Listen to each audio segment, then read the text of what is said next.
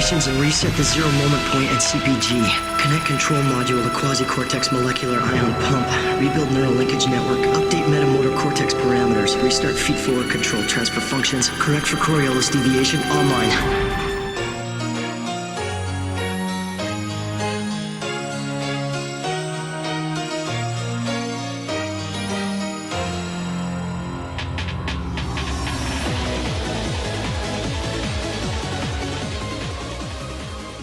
Hello and welcome to It's a Gundam, the podcast dedicated to the preservation of our blue and pure world.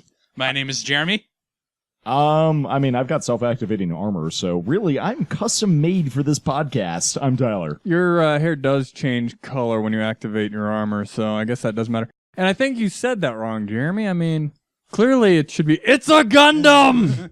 I was actually considering hijacking the intro and going, welcome to It's a Gundam, the podcast about Gundams and sometimes some other things. All right, so this week we're going to continue watching Gundam Seed with Episode 2, Its Name is Gundam, which is available for free on YouTube on the Gundam Info channel if you would like to watch along with us. Coincidentally, the name of the episode is not Gundam, the name of the episode is Its Name is Gundam. It's really hard to talk about. What are we talking about? Who's on first? Gundam Zach. What? Its name is... I guess without further ado, it's time to get started. Remember what happened last time, Tyler? Zaft attacked the colony with the bombs, and Kira's like, here you go, totally not a chick, I'm gonna shove you into a cabin. She's just a girl. Yep. You forgot Father and how he That betrayed is us true. all. And he met Ramius, Maru Lieutenant Ramius. and got, grabbed into the Gundam after Athrun! And everybody else is dead. Yeah, everyone else is dead, I'm pretty sure. I now remember seeing the outro and, most of the characters, Toll, definitely in the outro, okay. So... Arguably, Gundam Seed is the bloodiest Gundam series they've ever made. It doesn't get bloody that fast. Just assume they were completely throwaway characters, right? They have names! Other people have names who just Rusty die. has a name. Yes, but he Yeah. doesn't get a name until after he's dead. Also, he never gets a face, so... Yeah, they have faces. That's much more. Actually, I guess that he does. costs money to animate, damn it. I guess he does get a name before he dies. One of them says, Athrun, you and Rusty go over there. I really would have liked it if the voice actor for Athrun is just like, yeah, sure, guys. All right, yeah. We did not talk about the intro last time. No, I think we will, going forward, we'll talk about every intro twice. Once on its first episode, we'll do the second episode for this one, and once on its final episode. So we can talk about all the stuff it spoiled and all the stuff that hasn't happened yet, and how good we thought it was as an intro. I like this idea. But before the intro, there's a last time segment and all sorts of stuff. So let's start the episode. Yeah, it's kind of recap thing. Gundam Seed has a tendency to do a thing where it will do a recap of the last episode that also shows us some new stuff. But it also starts with every episode with explaining the basics of the war, how the bloody Valentine tragedy happened in the year 70. Which we still don't know what that was, so... No, it does take a while for them to actually explain that, doesn't it? It takes them a while to explain naturals and coordinators. But they basically explain the basics of the war and how long it's been going on and stuff, which is what they did the first time, except they cut it in roughly half so they can recap the first episode after recapping the war. So then we get a short recap of the end of the first episode with Athrun going to attack Ramius and Kira, but then he hesitates. Without the Negaverse. Yes. Yeah, no Negaverse Athrun. And then they hop into the Gundam, and... Then we see a little more. We see some of Kira and Lieutenant Ramius in the Gundam. We get to see the boot-up sequence. We get to see the Gundam standing up, but we also get to see what's going on inside the cockpit. Which is additional animation that wasn't in the end of the first episode. I never thought there was actually room behind the seats. Yeah, it doesn't look like it never there looks should like there be, is. But the plot contrivance says there has to be. So. Well, she says get behind. He seems like he's standing more off to the side the entire time. And Kira decides that couldn't have possibly been Athrun. Why would he be in a war here? And to be fair, later Athrun decides the same thing. Yeah. And we get to find out that here Gundam is an acronym for the OS. Which it is the General Unilateral Neuralink Autonomic Maneuver Synthesis System. So technically, shouldn't it be Gundams? Yeah, because the synthesis system is at the bottom, so that's implied to be a general type of OS or something in this universe. You also universe. missed dispersive, which is what the D stands for. I don't know how I did, but yeah, I definitely did miss dispersive. That doesn't... Moral of the story, this acronym makes no sense if you know anything about physics. The second one is better.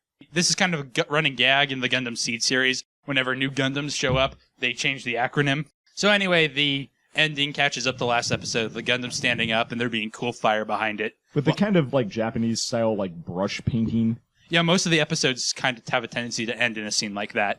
It is a really, really cool shot because I like making Jeremy work to Yeah, edit. I could deal with the poster of the ending of the first episode. That's pretty good. All right, then we get to the opening, which, like I said, we'll talk about. First of all, the song is Invoke by TM Revolution, which is where Gundam starts using really popular contemporary Japanese pop for their openings instead of commissioning a song.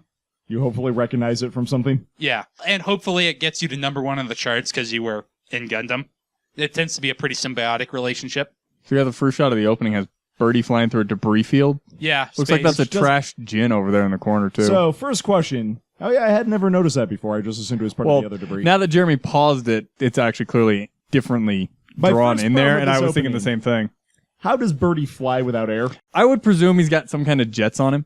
I see no visible jets or any other form of locomotion, but I'll assume it's ion propulsion. We're going to have embracing space ghosts pretty soon, so Wait, It has magical. does he bring flight. Zorak with him? yes, Zorak brought Birdie to the debris field.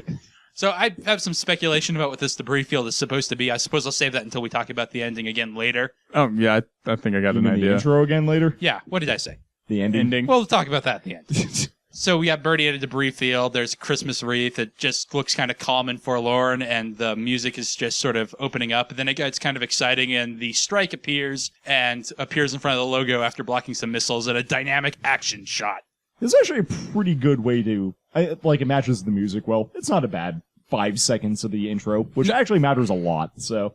Well, I mean, it does kind of grab your attention because it starts to ramp up right before the main thing appears. I went ahead and watched the second intro, and I probably shouldn't give it too much comparison quite yet, but definitely this one does it better in terms of timing. Yeah, I feel like the second intro, actually in both Seed and Destiny, just completely doesn't care about the timing, whereas for the most part, that's something they do a good job with.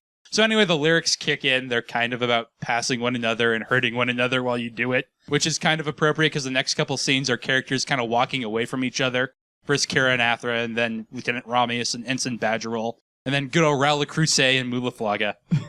I love their, frenemy relationship as they're fighting each other in this episode, too. It's fantastic. We'll get to that, but this is one of the best lines in a dub ever. They just, in one sentence, explain the entire relationship and you know what's going on and how to move forward. But one of the reasons it feels like this episode doesn't do much is that it spends a while establishing that relationship, which is you always fairly get important. you always get in my way. Yeah. The line is, you always get in my way, Mu la Flaga, but right now I bet you're saying the same thing about me. Yeah, which actually I feel like that established a lot about their relationship right there. So then we get shots of the 4 Zaft aces and their Gundams. Can I just say, I really hate... So it goes from, having the juxtaposition of two characters, facing away from each other, to And just being still images. Yeah, to just being still images that, slowly fade and leave a background color behind better animation behind them.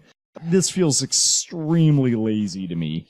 Well, get used to it. You're going to have 8 openings of this. It looks so bad. It's a terrible Photoshop effect. It's we don't get the action Photoshop shots of effect. all 4 of the Yeah, aces. so the actual mobile suits behind them are fantastic. Well, that's because you've got... A ton of budget for the opening scene. And they're probably pulling some of those from other footage from the episodes in general, because I do Almost remember seeing all definitely. of those from there. But Yeah.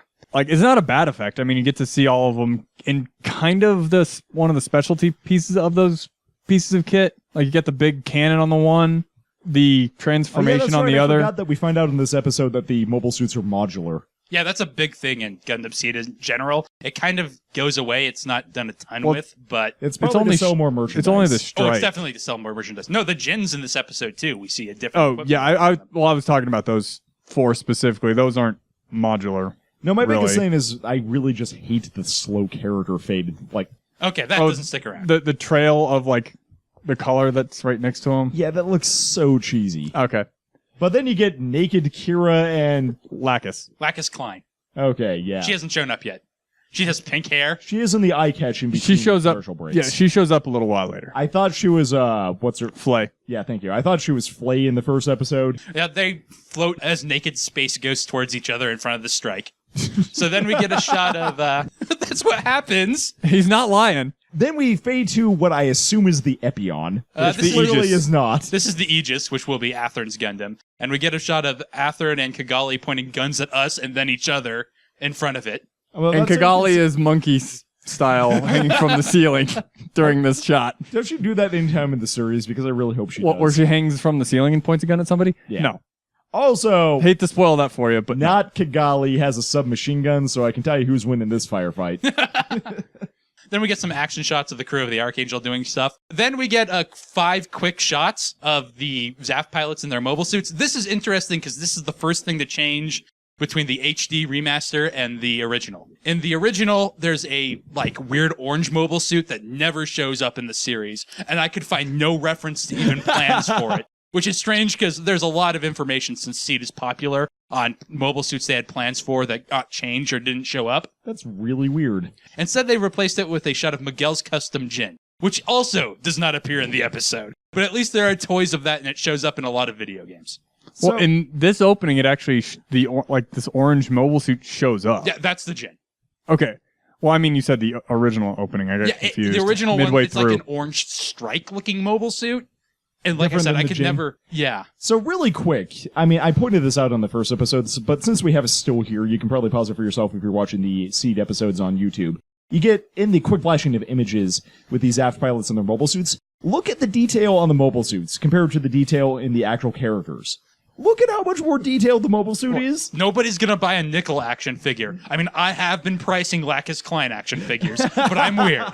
Tyler, remember, this is called Mobile Suit Gundam Seed. Where do you hear a character's name? My problem is that thus far with the series, we've been exposed mostly to the characters like interacting with each other, not in suits or in ships of any sort, which means you get a lot of the character animation, which is subpar by comparison to all the actual ship animation. It still seems jarring to me. Maybe I'll get used to it as the series goes on. I noticed it a little bit more this time. In particular, one shot, which I was surprised you didn't have a note about, I think was really bad. But we'll get to Kira's death chin later. So then we have the second shot that they changed for the new opening. God. This is a shot lifted right from the first episode of Mu la Flaga destroying a Jin. They've replanted the Jin again in Miguel's custom colors. But that never appears. No. So is it 1.3 times faster than other Jins? It's We don't just know more it. orange. We never... Tyler, we don't know if it might be faster or better, because it never shows up. Oh, really? In the entire series, it Yes. never shows up? That is the only time it shows up, is in the opening. And in a bunch of toys and video games. So then we get a shot of the whole cast with Kira in front and everyone else kind of fanned behind it. The Well, good guy cast. Yeah, it's Yeah, the I crew wonder- of the Archangel. Yeah, The specifically. Federation and or neutral colonies combined. And then we get Flay crying. He's sad. Kigali with being the a machine badass. gun because she realized she was going to lose the earlier firefight. So she's got full machine gun now. She went and got a bigger gun. With such fragile words as wish. Yeah. I have notes about the lyrics I forgot. When Lacus and Kira were embracing earlier, it got a lot more romancy. I don't know why. I really like the shot that Jeremy paused it on.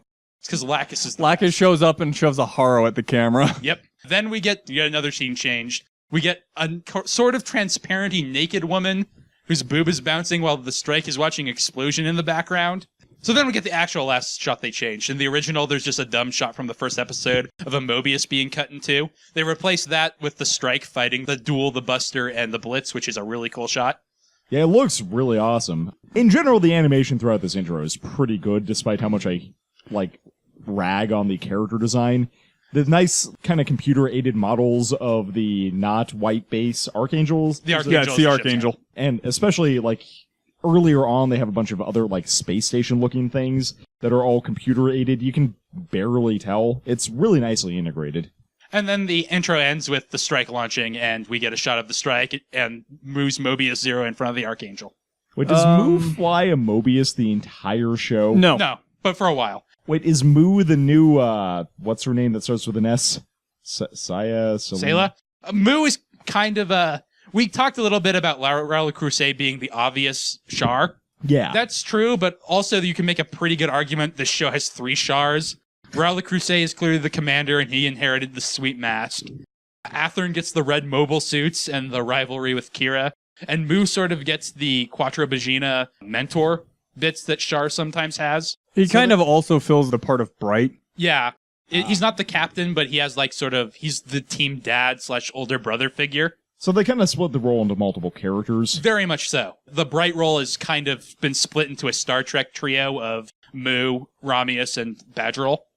I mean, the trio is an excellent combination. We've seen it in a lot of all shows since They then. integrated it very, very well. Next episode, we see them in action for the first time together, so we can discuss it more there. So what are your thoughts on this intro, since this is your first time seeing it, Tyler? It's actually pretty good. I mean, I like the music fairly well. It's not the best track for the animation they have it behind, but it's pretty good. And I think it matches up pretty well, and especially the lyrics we didn't really talk about. They start out being about, like, crossing paths and hurting each other while people are looking away, and then as they get more romantic, it's characters facing towards one another, and then when the guitar really kicks in, we get the action shots. No, the animation definitely syncs up well with the music, although I would have probably chosen different music, but that may be a personal preference thing. I'm with Jeremy. I really like how it syncs up with the shots they chose for no, agreed. Especially with timing the lyrics with the actual art displayed. It's pretty good, and it's pretty action-packed towards the end. It makes me want to watch the show. Well, then it worked. Yeah, it does its job, definitely. So one thing that's really interesting about this intro, probably just to me, maybe to one of our listeners, is that Toonami actually had a truncated version of this they played in front of Gundam Seed while Gundam Seed was on Toonami that I could not find, try as I might. That's a 20-second version that's basically up to the title card and then the last 20 seconds. Huh. Weird. Yeah. So they cut out all the, interesting stuff in the middle? Well, yeah, basically. So it's just all the action shots? Which is still... That's Toonami, yeah. But I couldn't find it anywhere, and I tried really hard, because I know it was a thing, because this show was on before YouTube was a thing in the United States, and I had seen this intro, or parts of it. So anyway, yeah, that's the intro. I quite like it. It's one of my favorite Gundam intros. Part of it is the animation is just very next level. The host show is like that compared to Turn a Gundam, which was the last one. The most recent one to be shown in America was Gundam Wing, and it's a huge jump up from that. All right, so back to Heliopolis. It's being evacuated. The Djinns keep kicking the butt of the Earth Forces units. Because, they're not mobile suits. We see Flay in a crowd, people running, while the Djinns continue blowing stuff up. And we see all the people Tyler thought were dead. That are Kira's friends, who have not yet successfully found shelter. I assume they're dead by the end of this episode, then. They have also clearly been running the wrong direction, despite the fact that there was Djinns in the other direction. Yeah, so they run into Atherin in the Aegis that hasn't activated its armor yet. Well, to be fair, they actually were running towards that, so Kira and Atherin both popped out of the... Yeah, but that's where Kira went to find a shelter. Point. And they were just all blowed up. So Atherin tells Miguel, who's in a Djinn, that Rusty failed, and the other Gundam has a sweet Earth Forces officer in it. And the other Gundam, which is the Strike, is klutzing around like a buffoon. And probably going to step on some civilians if they don't. I really like to imagine this is how Ramius behaves while drunk. He's just kind of stumbling around, flailing your arms a little bit. So Ramius brings up all the cameras, and Kira sees all his friends on the ground near the Gundam about to be stepped on. And he's like, hey, that's really inconvenient. Why are you guys anywhere near us? All right, so Miguel shoots the Gundam. He takes out his sweet Djinn sword, which is just a broadsword. Which doesn't make, how is that an effective weapon? How is the heat hawk on the Zaku an effective weapon? It's got a heat thing. I mean, Yeah, it's kind of like an energy weapon. Yeah, I'm actually expecting it to be an energy weapon, or at least a physical weapon with an energy layer. This is just a broadsword. Personally, I'm looking at it in the fact that, he's still talking to Atherin, and for whatever reason, the camera on the Djinn turns to look over his shoulder. It's a comm channel. You don't need to look at him. Although, now that we've got a pause on this still, we've got this nice shot of the Djinn juxtaposed next to the Aegis. These suits are freaking awesome. So you really like the Djinn? Yeah, I love the Djinn in this show. Actually, we'll talk great. more about that later. But I actually am kind of coming around. I didn't like the Djinn the first time I saw Seed. Your enthusiasm for it is kind of infecting me. The sweet broadsword and the lack of the heat hawk. The broadsword is pretty cool. And it's a cool mono-eye design. So anyway, yeah, he tells Atherin to get out of there, and he's going to stab the Strike and capture it. And that's how Atherin that is works. like, oh, Kira, nah, it couldn't be him. I don't need to be emo. Which actually kind of mirrors the intro where Kira's like, that couldn't have been Atherin, and Atherin's like, that couldn't have been Kira. Yeah, they're both equally in denial, because that's what you do when you're 15. And in love. Everybody's in love with everybody in this show. Everyone is polyamorous. Yeah, it makes sense. It works out. So Miguel charges at the Strike with his sweet sword. Again, Maru drunkenly manages to dodge with the thrusters. We get the first Maru Marmius boob bounce. It will not be the last. I mean, Kira falls on it. Good placement, dude. my biggest thing is that it seems completely unnecessary for him to fall into her breast right It will then. never get more necessary. And then we get the first shot of one of the Gundams changing color and turning on its armor plating. Yep, Maru which is just really pushes weird. the armor button, and the color just sort of goes on. I really like the color powering up effect. Yeah, with the like slow fade. I think that's another computer-aided effect, but it looks pretty cool. I like the effect. It's just really weird that you push a button and get armor. Like, armor plating is armor plating. You don't turn on armor. It might be energy related. Yeah, right? it has something to do with you electrically charge the plating. That is I've read something how I the would technology design. works, but It I just don't know. it seems really weird because it's something that they mentioned it being this phase shift armor, but they never actually talk about I was it. actually going to say that the button is labeled phase shift, and that makes perfect sense from an electrical engineering perspective. All right. I'm the only person who studied in electrical engineering here, so... And clearly the Jin broadsword actually has something going on because it is throwing off an awful lot of sparks. if it is an electrically powered phase shift, that would actually cause sparks by creating a high-intensity magnetic field. So you're actually inducing a current in the sword, which if the air is highly polarized enough, which, you know, it might be because there are giant robots fighting there, then that might actually throw off sparks. So it might not actually be the sword itself, but the armor. And like I Yes. said, last episode we did see a Jin sword cut a Mobius in half, and that's the Earth Force's like only weapons, so they're useful apparently. So anyway, completely blocks the Jin sword with its hands in sort of a guard position. Miguel is all like, "What?" because it's anime. Wait a minute, was that a shot of Atherin before that? Yeah. Okay, I was just curious. I didn't realize that was Atherin the first time through. That Atherin gets all confused that he blocks the Jin sword. Atherin explains that all the mobile suits have phase shift armor, which negate Makes swords, the Jin sword useless. and also its gun, as we'll see later. Basically any sort of non-beam weapon. And then the Aegis powers on, and it's freaking awesome. So you like the Aegis too. Does have that cool Epion color scheme. I actually don't like the all red that it gets, but it's a pretty cool suit design anyway, and it's fun to see it powering up. And the Vulcans are useful. And then, First time for everything. and immediately after blocking some missiles, And destroying a SAM carrier. Atherin has a flashback of Kira in Rose Blossom. Gross romantic relationship sorry. on the show. Cherry Blossoms, but Same thing, right? So Atherin takes off to escape with the Aegis while Miguel fights the strike. It's, a pretty okay fight. Again, the strike is just kind of trying to dodge drunkenly. The strike tries to dodge, but it keeps getting hit by the sword because it's not very maneuverable. and because Ramius doesn't know how to pilot the suit because she's a mechanic slash she's a captain or something. She's a mechanic. She's a commissioned officer, but she's a mechanic primarily. Oh man, Ed would tell you all about how that works. So. Yeah, they don't do any real work. I mean, they're officers. Exactly. So she clearly doesn't know what she's doing. Okay, so Miguel shouts something about a natural piloting a mobile suit. The hell is a natural? That is the question you're supposed to have. And I'm glad you have it, because it comes off to me like he might be saying, hey, you think you're a natural at this? What a joke. Okay, to be fair, I had the advantage of it being subtitled, so natural is capitalized, so I assume that's a known Proper noun? term in this universe. I assume it's like a new type from the previous series. It's like the opposite of that. Okay, cool.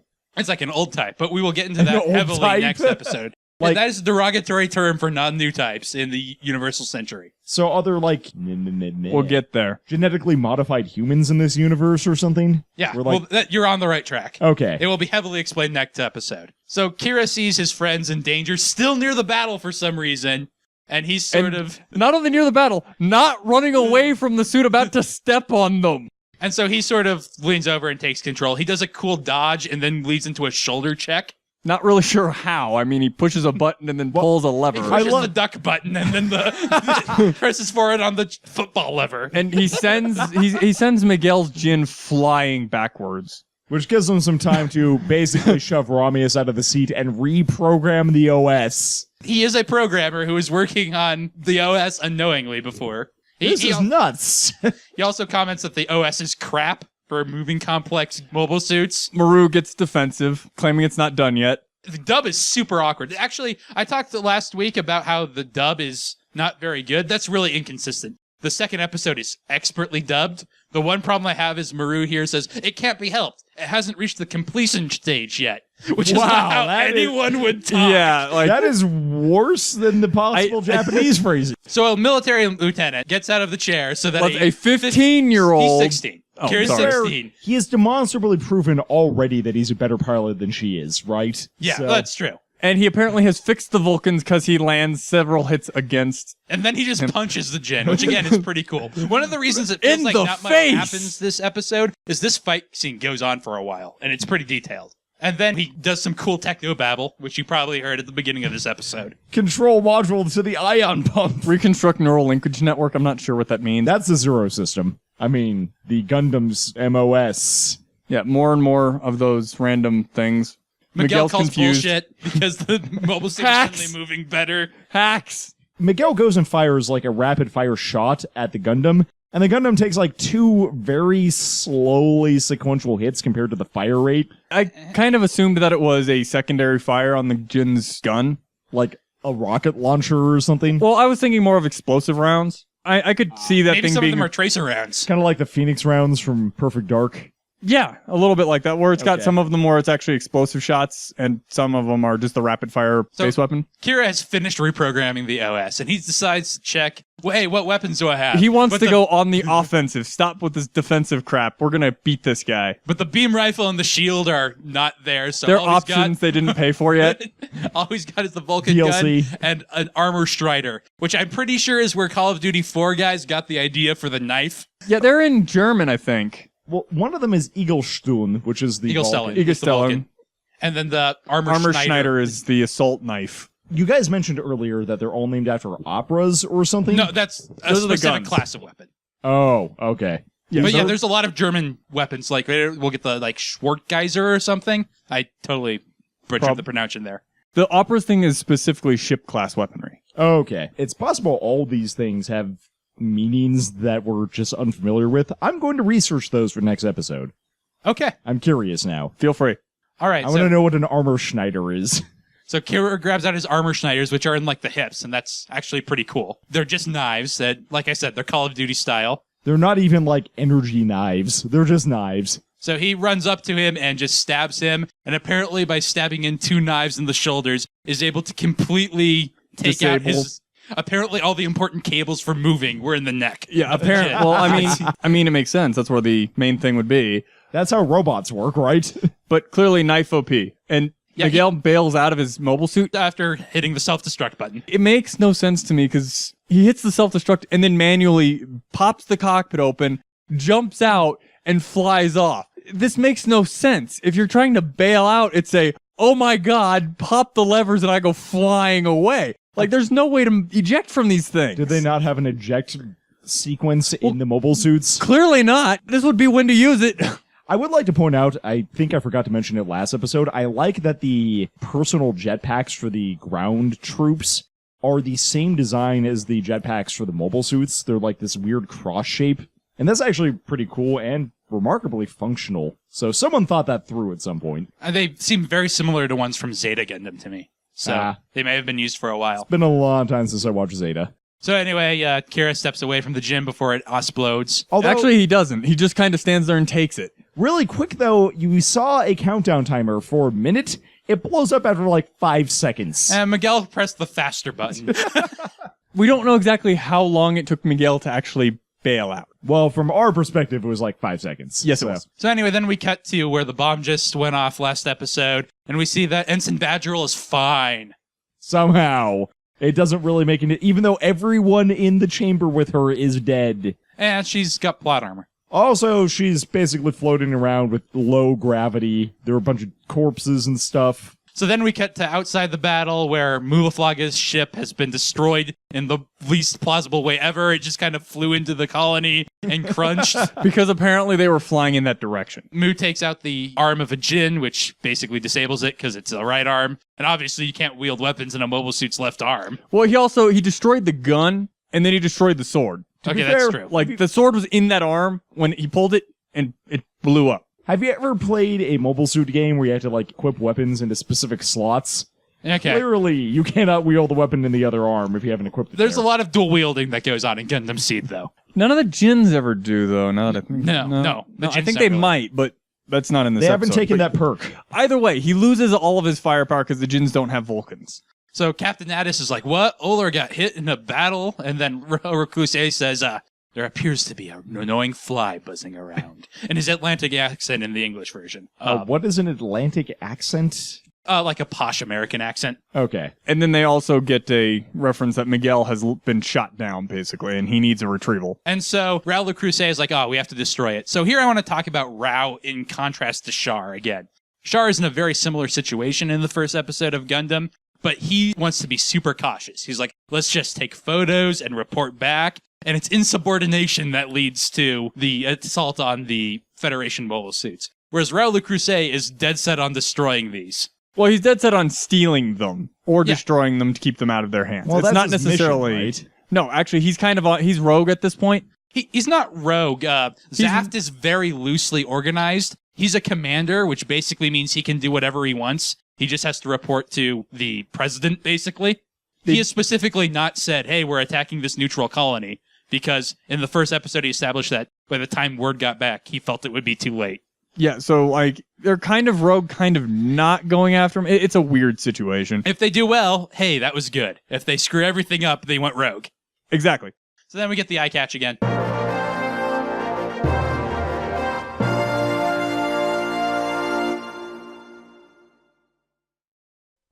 Hello again. It's Jeremy, one of your many hosts. I like to think I'm the most handsome host, but both of the other two would probably challenge me on that. Thank you for listening to episode 2 of our podcast, which means you either are listening on the Last Time on Video Games feed and don't even remember episode 1, or you didn't hate episode 1, and thank you very much for that. If you are listening to this on our Last Time on Video Games feed, this is the last episode that's going to go up there. In theory, we should have our own iTunes feed for this soon, but of course, after waiting 2 years to launch this podcast, we managed to do it right when Apple Podcasts was having technical issues, and at least at the time of this recording, we don't have it up on iTunes/Apple Podcasts yet. Hopefully it's there by the time this releases, but I honestly don't know when I'm recording now. You can, however, find episodes at lastpodcasts.com. That's our new website. www.lasttimeonvideogames.com should direct there shortly. Again, that wasn't working at the time of recording, but hopefully it is now. And we're doing something special this week. We are releasing 5 episodes, Monday, Tuesday, Wednesday, Thursday, and Friday. We are releasing episodes of It's a Gundam. And then it will be every Monday, 1 episode a week after that. And to help drum up some buzz, we are giving away some prizes.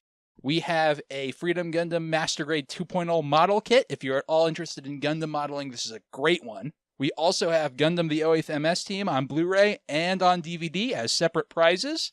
If you want any of those, just send us an email at gundam@lasttimeonvideogames.com telling us if you like the podcast, if you hate the podcast, what you like about Gundam Seed, what you hate about Gundam Seed, and you'll be entered to win. We will be drawing prizes on Thursday, August 16th, so we need entries in by the 15th. Again, just send an email and make sure you have something in the email. Basically, first prize winner, whoever we pick first, will get their first pick of those. Second pick will go to whoever we pick second. And third to whoever comes out third. You pay nothing. We'll take care of shipping, handling, all that. We'll just ask for your shipping details if and when you win. So go ahead and shoot us an email. Like I said, we've been working on this podcast for a while. We're really excited to finally be launching it. And any advice or comments on it would be greatly, greatly appreciated. Like I said, hopefully it'll be up on Apple Podcasts soon. If not, it is on Google Play. I have personally had a lot of problems with Google Play, but hey, it accepted our feed on like iTunes right now. And like I said, at lastpodcast.com, you can see every episode. And if you really want those prizes, there might be some other ways to enter coming up in some future episodes. So go ahead and check those out. Anyway, thank you for listening. If you're on the Last Time on Video Games feed, I do hope you move over and give this podcast a shot. But if not, we're going to stop throwing it in there and bugging you with it. There should be a new episode up on Thursday. I say that, and we haven't actually recorded it yet. So that's going to be exciting. But there will be 5 episodes of It's a Gundam this week come hell or high water. So you have those to look forward to. And I will stop rambling and let past Geremy, Zach, and Tyler ramble.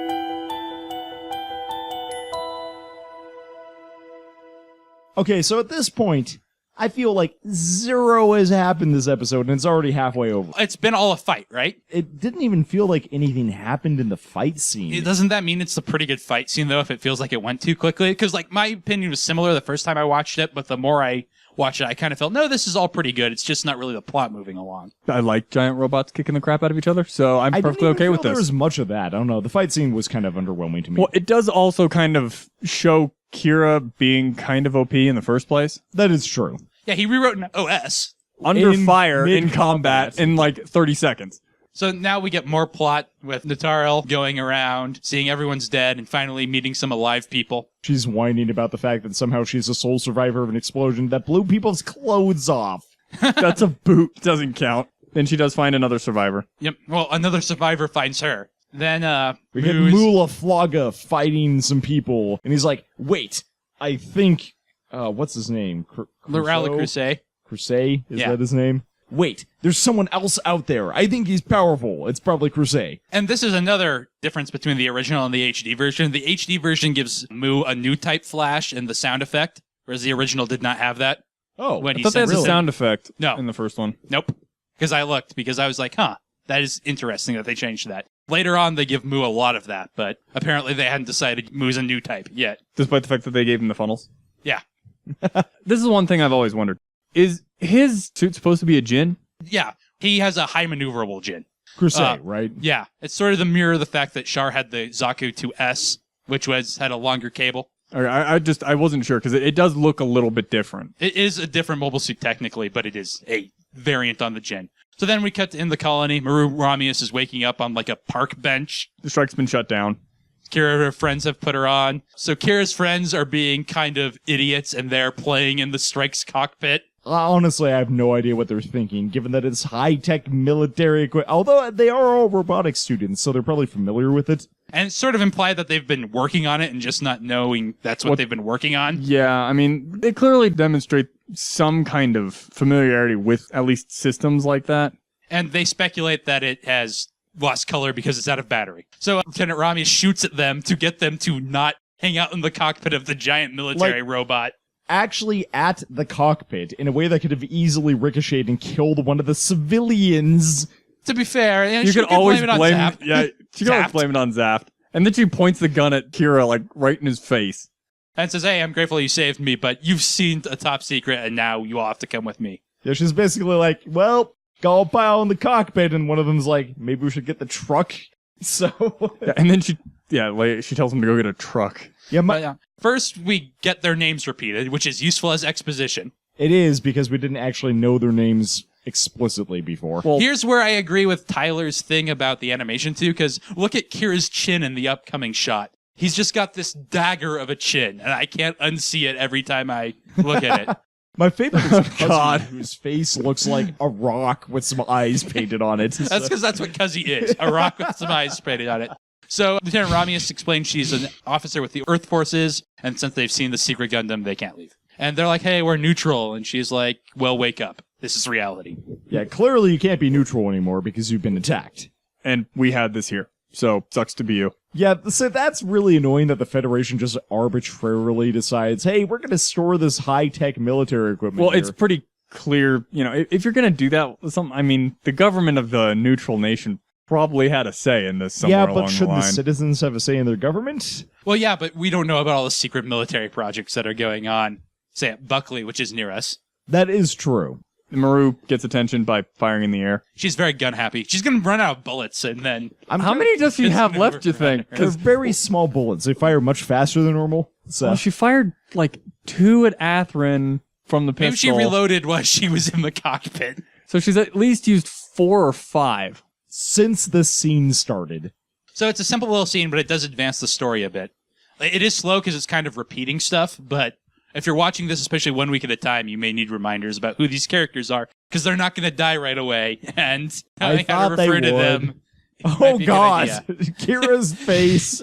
Dagger Chin. So then we get back to space where Mu is now engaging with Raul the Crusade. And it's actually pretty cover and mobility heavy, whereas they're using crap to hide behind and shoot at each other from. And they know who each other are. They recognize it from the fighting style. And here's where I said, we get this perfect line that just encapsulates their relationship. Rao says, "You're always in my way, but you probably say the same about me," which is just perfectly done. And then Rao runs into the colony. And Mu chases after him. Which is probably to his detriment because I feel like the mobile suits are probably better in closed spaces like that. Yeah, but Mu's got those gun barrels that I assume are hard to operate in a shallow space. That is true. It's also probably the advantage to Rao's thing because, the Gundams and mobile suits are more of a generalist thing, whereas Mu's Mobius is probably very, very powerful in space, but not so much if you get it on the ground. So Ensign Badgerl gathers all the people who didn't die on the Archangel and tries to figure out what's going on. They're trapped by the rebel from the bomb, and she realizes the radios are still jammed, and that means Zaft is attacking the mobile suit factory and not them. So she tries to get enough crew together to man the Archangel. Gets a skeleton crew together. Basically tells them to grab random positions. Meanwhile, Kira is trying to radio for the ship, but Apparently it's still the being jammers jammed. are still on. That's something that seems like Maru could easily do. She's and her injured, name though, would and on the be ground. easily identified. Cy Argyle, good old Cy, goes and gets a sweet truck for them. I find it funny that they send the civilian back to a highly dangerous, people were dying in It's probably explosions. technically still a combat zone. Exactly. But the Jins don't seem to be here anymore. They've all left because they stole the Yeah, but everything's mobile still suits. trashed. I mean, it's probably still There are highly fires. dangerous. It's true. But anyway, he brings back a truck. Then we get Mu and Crusade fighting again. Raul Crusade starts getting the upper hand. He destroys Mu's sweet gun barrels. He gets the kind of great but terrible line of Mu, "I'd actually be quite pleased if you were to disappear right about now." He's trying to wish him out of existence. Well, I love that he only shoots out the gun barrels and doesn't manage to land a hit on the cockpit, even though he shoots out of all four, even though one of I them figure is they're behind actually the linked. ship. They're supposed to be linked. So Oh, so if he one drops goes- one and they get caught in the blast. Ah. Because that's kind of what it looked like. Is he dropped the one on the side to cover himself? And So another reason this episode doesn't take a lot of time is we get a pretty lengthy startup sequence for the Archangel where it's explaining how they get power, which I think helps add weight to the Archangel launch sequence. Additionally, it's established that they're trapped behind rubble, which is kind of why it takes a while, as they have to decide how they're getting past rubble. The answer is fire the guns. We have those. I like the fact that they show up a bunch of the display. I mean, it doesn't mean anything, but I like the display being there anyway. My biggest problem is, Badgerial. Badgeril is Badgeril? how the dub says it. My biggest thing is she tells him to just do what the computer tells you. Why isn't the computer just doing that then? Why do they need a person behind that? But they also have positron blaster guns, so they got that going for them. Yeah, the Lohengrin. We We haven't gotten to the wombats yet. No, or the sledgehammers or hell darts. And then we get the Archangel actually moving forward. And it fires its gun at Rebel so it can get out. One thing I always wondered, because it got two of those, are the guns themselves in the legs or where's the hanger? The hanger is above the gun. Okay, I always get confused there. We get more of Mu fighting Rao, and then the Strike mounting a equipment pack that was in the truck. It's green. We don't really know what it does. While I was watching this, I didn't really notice that 5-second thing of it opening up the truck. So I was really surprised when suddenly it had a shoulder pack on it. So then we get to see the civilian kids being brats because he wants to go home. Followed by a massive explosion in which Raul Crusade and Mu la Flaga come flying out of the area they've been fighting in. And Up Mu's to like, this point. I should destroy that Gundam. It's just hanging out there. Rao, you mean? Yeah, whatever. And I Mu's how like, he oh complete- shit, what's that He thing? completely ignores Mu to go do this. He's To be like, fair- "Yeah, not even a threat. Mu's Mobius has been trashed at this point. Yeah, and Rao cuts off the last gun that's on it effortlessly. He does miss because Mu actually does dodge the blow. Yeah, but he loses his gun for it. I so like he's how now he just helpless. offers his gun. He's like, I think the idea is he is Matrix dodging, and that just puts his gun in the way. Yeah, that's kind of what I figured. Kira screams and is like, oh wait, there's the armor button. I better push that. Especially since he just connected to the power pack. So the Archangel blows through the Rebel, and it too enters the colony. kind of impressively. It fires these giant lasers. There's an explosion on the surface. And Why then was it pointing into the colony is my question. Why not out into space? This seems like an inefficient use of time. I think I got turned around. I don't know. The ending music starts kicking in, Everyone's staring at the Archangel. And we get another of those Japanese-style paintings to end the episode of the Archangel, which is above Raul Cruce's high maneuverability Jin, which is above the Strike. And that's the episode. So less impressed by this one, Tyler? I mean, it's definitely still entertaining, but again, I feel like really nothing happened this episode. I feel like all the events that happened this episode could have taken place over the course of about 5 minutes. We got a lot of expositional dialogue that didn't really tell me anything. I feel like it spends a lot of time establishing Mu and Laura Cruce's previous relationship. Although it does it so efficiently with that one sentence, maybe they don't need to spend so long. There's also a lot of combat. We have Kira fighting a Jin. We have some Mu outside combat, and then Mu fighting Raul Cruce. My biggest problem, I think, is the La Flaga Crusade combat happens in such small chunks later on in the episode. Like, you get continuous 5-second bursts of it, that it feels like you get none of it at all. Yeah, I can see that, actually.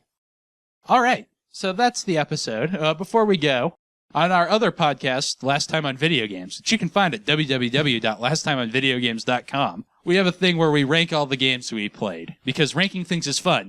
We stole it from Ranger Danger, who stole it from War Rocket Ajax, who stole it from The Best Show, or they stole it from someone. But instead of ranking episodes, which would be easy, we were instead going to rank the various mobile suits in the series. Oh man, how many have we had so far? Like 5? Quite a few. We're going to start with 5. That's a good start for a list. So we're going to start with just the Jin. Is that fair? You like the Jin. Do you want to say some stuff about the Jin? I like the Jin. It's got this cool, like, cross jetpack. It's got an awesome, like, helm crest. The broadsword is fantastic. My biggest thing is a lot more angular than the old Zaku's, but it still looks recognizably mono-eye design. I don't know. I really like the Jin. It's pretty cool. Okay. First thing we're going to compare that to is not a mobile suit. It's the Earth Force's main weapon, the Mobius. Not the Mobius Zero that Mu la Flaga gets, just the Mobius, which is like Mobius. A jet that's got a gun on the front. It looks sort of spaceship-like. It's not as cool as a Jin.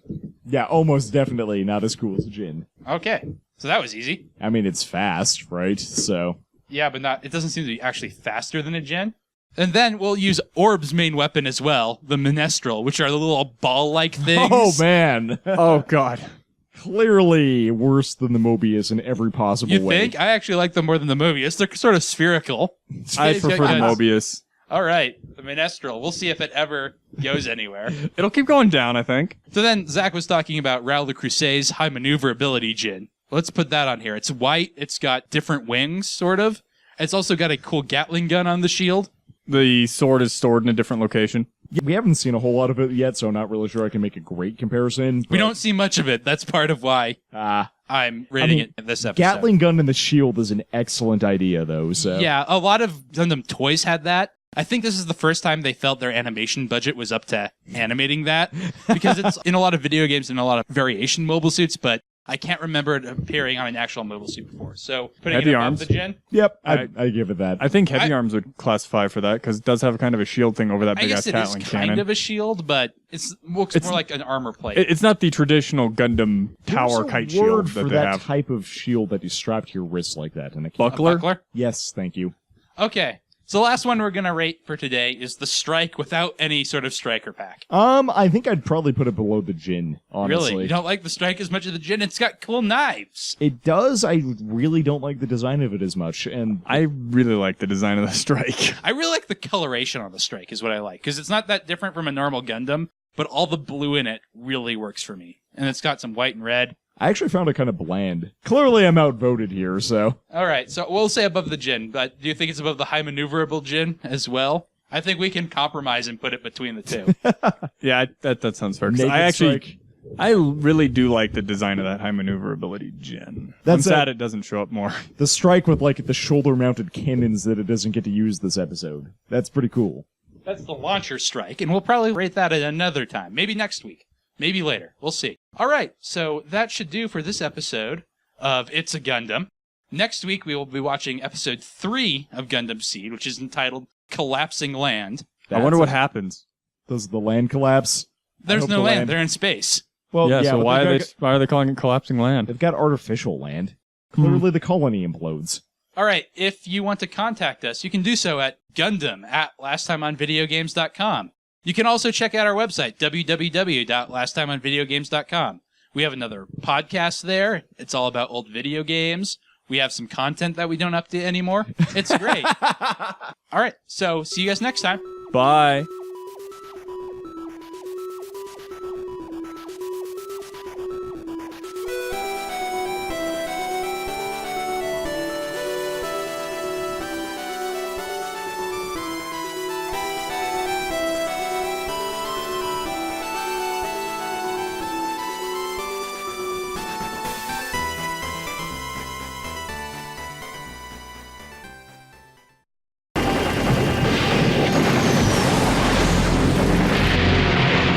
You always seem to get in my way, Mu la Flaga, though I imagine you'd probably say the same thing about me.